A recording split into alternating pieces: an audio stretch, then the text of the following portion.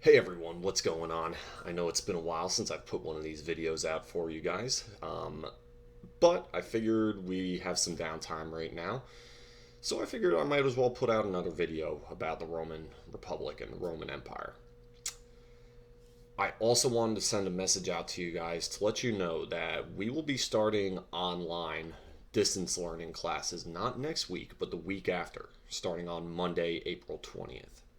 But it's really going to be important that starting next week, you guys really pay attention to everything that I put out there on View, on Canvas, and on the Remind app, so that you guys are just aware of the instructions that you need to follow and what you guys will need to be doing. Anyway, hope you guys enjoy this video. Take care. All right, everyone, what's going on? Welcome back to another video about the Roman world. If this is the first of my videos that you're checking out from my YouTube channel, I recommend starting at the beginning of my playlist on the Roman world and early Christianity, and then working your way up to this one. But anyway, the topic for today's video is going to be about the collapse of the Roman Republic and the rise of the Roman Empire. And the key question that we're focusing on here today is what caused Rome to go from an indirect democracy with a separation of powers that would go on to influence the United States of America and force them to revert back to an imperial monarchy. As with all my videos, I'll send along some notes to go with these. If you're following on the Stark Notes for Module 6, The Roman World and Christianity, you'll be picking this up in Section 2B, titled The Republic Collapses. It starts on the bottom of page 2, and it goes through to about the top of page 4. So where we left off in some of the previous videos, right? The first one, we talked about the origins of Rome, talked about how it was a city-state on the Italian peninsula that was originally a monarchy ruled by a king. In time, however, they changed their government structure, and they went from being a monarchy to a representative or indirect democracy, or you could call it a republic. They were called the Roman Republic. They had various different government bodies that made laws and enforced laws. They had separation of powers between the assemblies, the Senate, and the consuls, and their form of government would go on to influence the separation of powers and the representative democracy that we have in the United States of America. They would influence that years later when our founding fathers were writing the Constitution. All right, and then finally, in the last video, we talked about the epic saga of the 3 Punic Wars that Rome fought against Carthage. Because of these wars, where Rome went on to defeat the Carthaginians, Hannibal Barca, and all of their army of elephants and everything like that, because of that, Rome experienced rapid expansion throughout the Mediterranean area. And that's kind of where we left off. Rome used to be the city-state, then it started to include all of Italy, but after the Punic Wars, they started to grow and expand into an empire. All right, so Rome's victory in the Punic Wars, if you're a Roman enthusiast, you would obviously think that that's a good thing, right? They won these wars. But what I will point out is that the Punic Wars were the first in a series of falling dominoes that would lead to the end of the republican form of government and to the rise of an imperial monarchy. So what happened there, as you can see, Rome just completely destroyed Carthage in the Third Punic War. They won the first two. The first two were close wars, and the third one, Rome completely annihilated Carthage, burnt the city to the ground, and sowed salt in the fields so that Carthage would never rise to challenge them again. Now, the big effect of this was that Rome and Carthage, they were the two big players in the Mediterranean area. And without Carthage, there was no one left to check Rome's power and their expansion through the Mediterranean. And as you can see here, over the next 100 years, Rome began to grow at a rapid pace. Their army went on an absolute tear. And you can see their empire expanded. I'll go ahead and circle. They started originally just in Italy, but over the next 100 years, they would conquer all of these lands, and I'll even circle the lands in Africa that they held. Right? So they held Carthage's lands in North Africa. They conquered Spain. They conquered all of Greece and Macedonia. They even went so far as to conquer parts of Asia Minor over here in Anatolia. So Rome began to grow at a very rapid pace. Now you might be asking yourself, well, how did this lead to the end of their indirect democracy? Well, one of the key effects of Rome's expansion was a rise in the use of slavery. Remember, we pointed out before that slavery was a big part of the Roman economy. There were many slaves in Rome's system, and these slaves didn't have the right to vote. They didn't have the right to participate in government. They were outside of the Roman social structure. And most of these slaves that the Romans picked up, some of them were like debt slaves. So if you owed a debt to someone else, you could go into slavery. But most of the Roman slaves were enemies that they conquered in other wars. So as Rome goes in and starts conquering more lands, well, guess what? More conquests just mean more slaves to help fuel their economy. Now, from an economic standpoint, this might sound like a good thing, right? That means they can do more work. The thing is, all of these slaves ended up working on the wealthy plantations. They didn't just go to everyone. You had to be able to afford a slave. And the ones that could afford it were these wealthy, big landowners. And as these wealthy, big landowners began to grow and develop these huge estates with hundreds of slaves working on them, it began to push off the poor plebeian farmers. The lower class farmers of Roman society, these lower class citizens, they began getting forced off of their land because they could not compete with these massive slave-run estates that the wealthy patricians owned. So the rise in conquests and the expansion of Roman Empire led to more slavery, and more slavery ended up creating greater economic inequality. What that means, the gap between rich and poor began to get wider. So what happens when that goes down? Well, a lot of those poor farmers, they moved off of their land and moved into the big cities.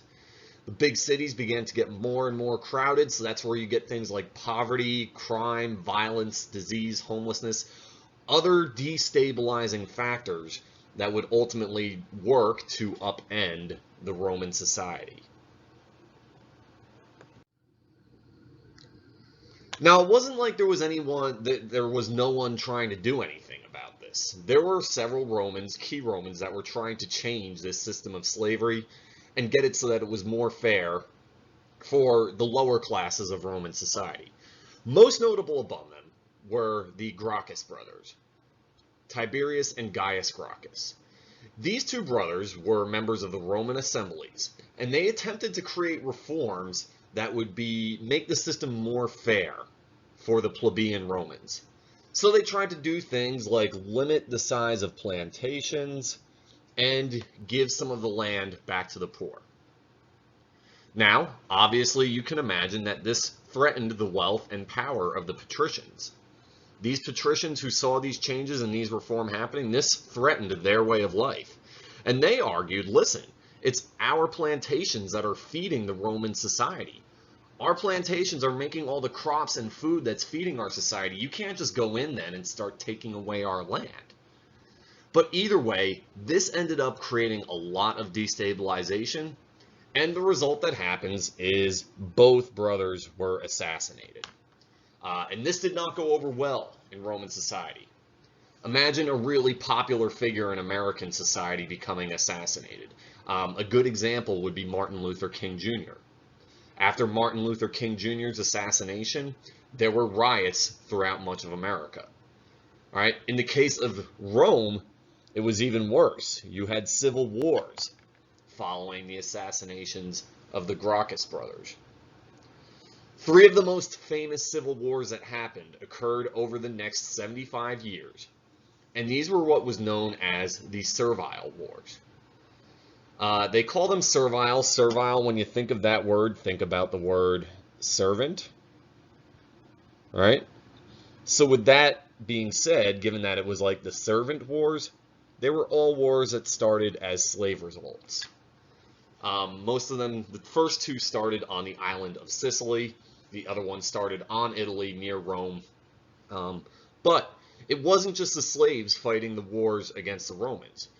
These slaves had the support of many of the freemen and poor lower class Romans in society fighting alongside them. Probably the most notable was the Third Servile War. That one was led by a group of gladiators. Most famous among them was a man named Spartacus. All right, I know it's a very graphic HBO series about him called Spartacus. I cannot recommend that to you guys because it's rated R.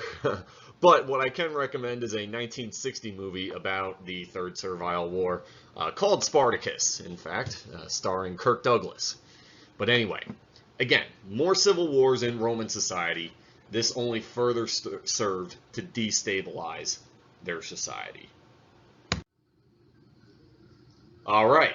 So on top of the social order and the economic turmoil, you had a lot of military upheaval as well.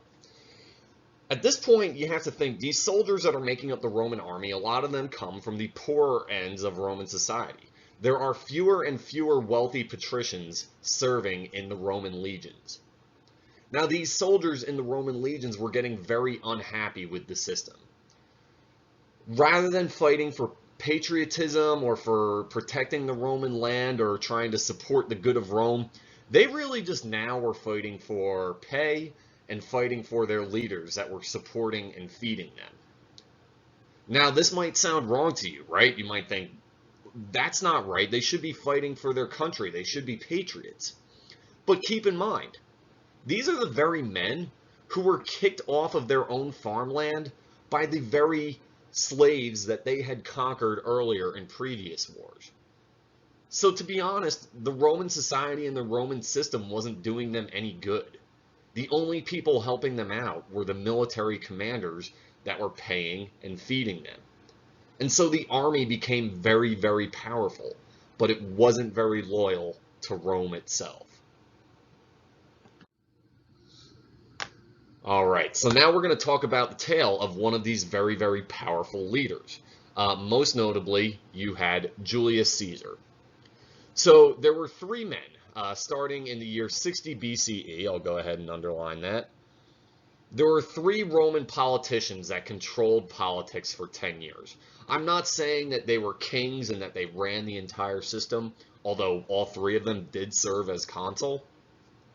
But it was kind of like they had the most power and they had the most influence throughout society. And because there were three of them, they were known as the First Triumvirate. The three men that made that up were named Julius Caesar, Crassus, and Pompey. Now, the one that we know about really well, right, there's a salad named after him, is Julius Caesar. Caesar was a great general, and for a year, as per Roman tradition, he served as consul of Rome. But then after that, he went on to go out and become governor of the province of Gaul. Now, Gaul, by the way, is the modern region of the Roman Empire that we would call today France. And you can see it on a map over here.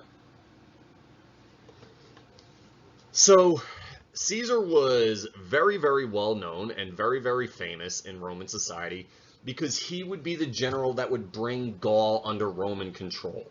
He went through and conquered all of this region. And because of this, he became very popular among his troops.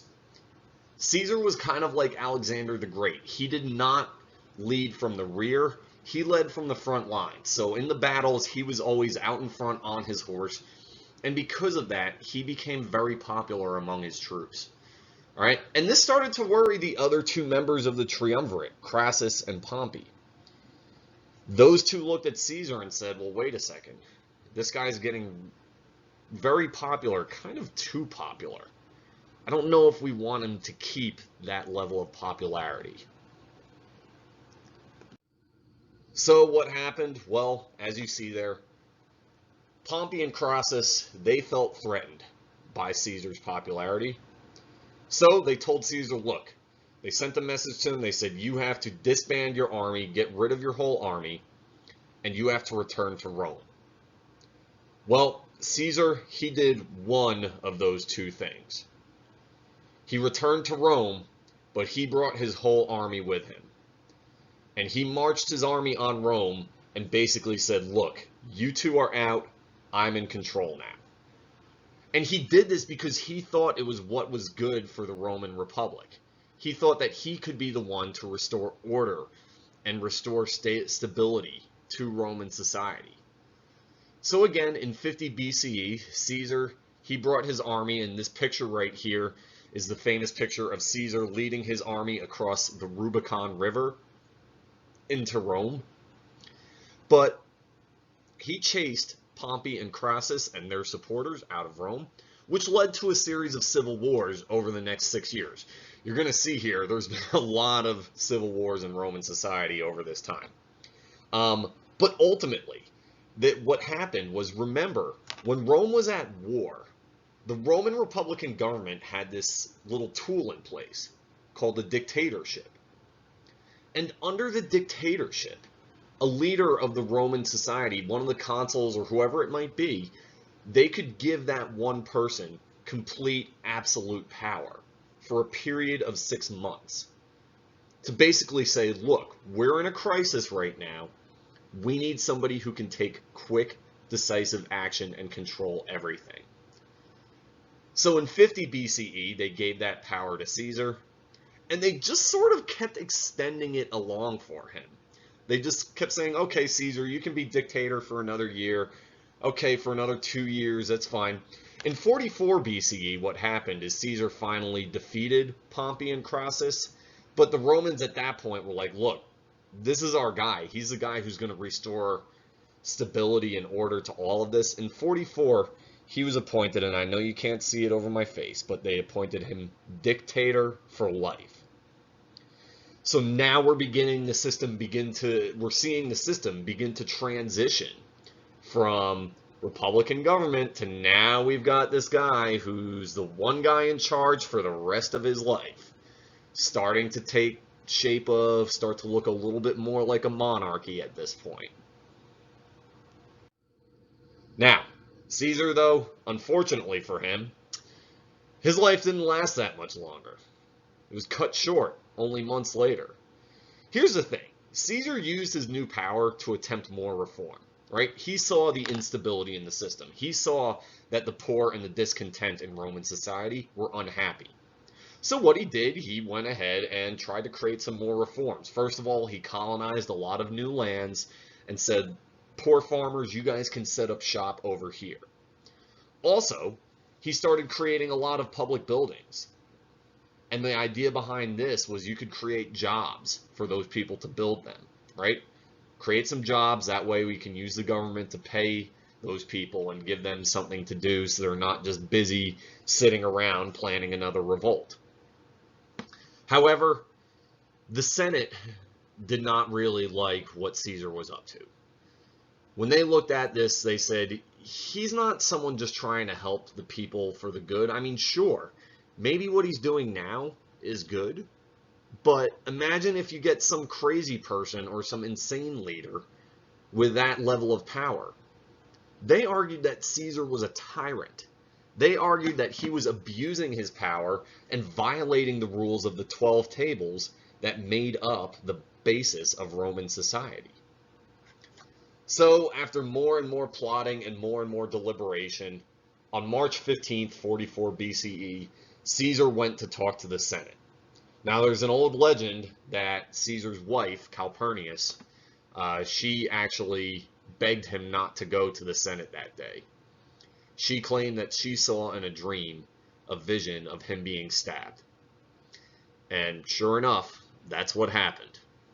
Caesar was stabbed 23 times by the members of the Senate. So again, to put this in context, you have to imagine the President of the United States going to speak to the members of Congress, and the members of Congress are so furious, so angry, and so desperate that they all pull out a bunch of knives and clubs and stab him to death. This is what happened on March 15th, 44 BCE. They called that the Ides of March.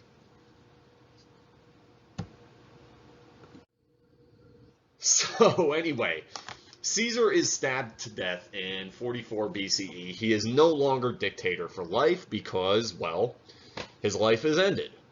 But we're going to end up with some more dictators now because the one man who was in charge of everything, he's gone now.